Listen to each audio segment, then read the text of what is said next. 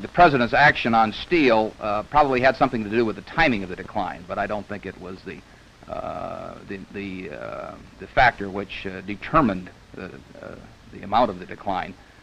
For some time, stocks have been rising at rather rapid rates. Corporate earnings have not been rising. Dividends have not been increasing, and it's not to be unexpected that perhaps a correction of some of those unusual factors on the upside might occur on the downside. Well, some observers from time to time say that the stock market is a forecaster of events to come.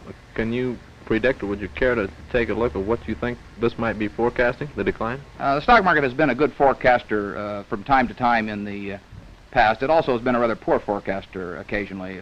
For example, the last 4 or 5 years, the stock market has been booming along and presumably forecasting better business, which has really not materialized. Corporate profits are not any better than they were 5 years ago, but stock prices are 50% higher or thereabouts. So maybe the stock market is really correcting a previous incorrect forecast this time rather than making a new correct one. Well, in a nutshell, Mr. Buffett, can you give us your opinion of just exactly what happened, what caused it? Well, there was undoubtedly some forced selling the week when the stock market hit the news. The previous week, prices had declined about 6% for the week on average, and there was some stock that was forced upon the market both by margin calls from brokers and some that was forced out by improperly secured bank loans. And this in turn set up a self-generating mechanism on the downside for a while, which we may have seen the last of and which we may not have seen the last of. Just like what Warren Buffett has said in his interview, if a stock is going up for no reason, it's going to come back down just as hard. Today, NASDAQ was down over 2%, not its worst week since 2020, and falls deeper into correction territory. So let's take a quick look at the NASDAQ. This is a daily chart. It has gone up ever since hitting a low of 12,207, steadily pulled back slightly back in September, and then it just went up from October all the way to November. We did consolidate, and now we are pulling back. I want to take a quick look at UPST. This is one of tech stocks that just skyrocketed from a low of 140 back in August and went to a high of 401. It only had one earnings report, and then of course it just came back down just as fast as it went up, and now we are under 100. We also have a lot of SPACs that are currently down, such as Mile.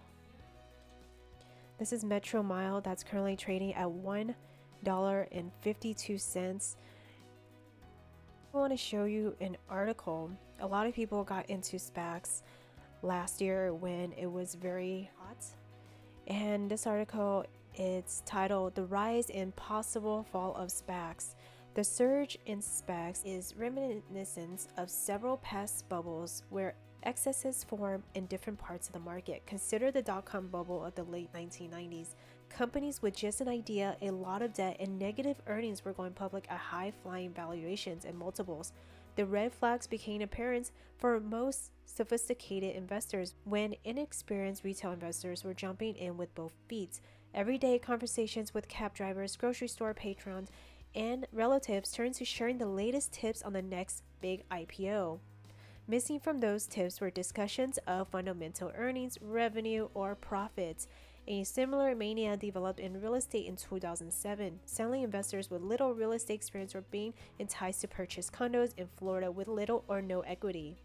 As the fraud in these markets continue, we began to see more middlemen creating pools of these investments, targeting inexperienced investors with tales of exorbitant returns with no discussion of risk. So I hope that a lot of new investors this year will take in consideration of SPACs, IPOs, and just focus on fundamentals and valuation. You go to Google Finance, if you type in a ticker, let's say Apple is currently down over 1%.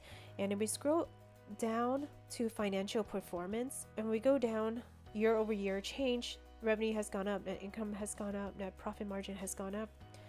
And if you scroll to here, you'll see their market cap, volume, PE ratio, dividend. Looking for a quick overview of a company, you can just head over to Google Finance. I hope everyone has a great day and stay safe.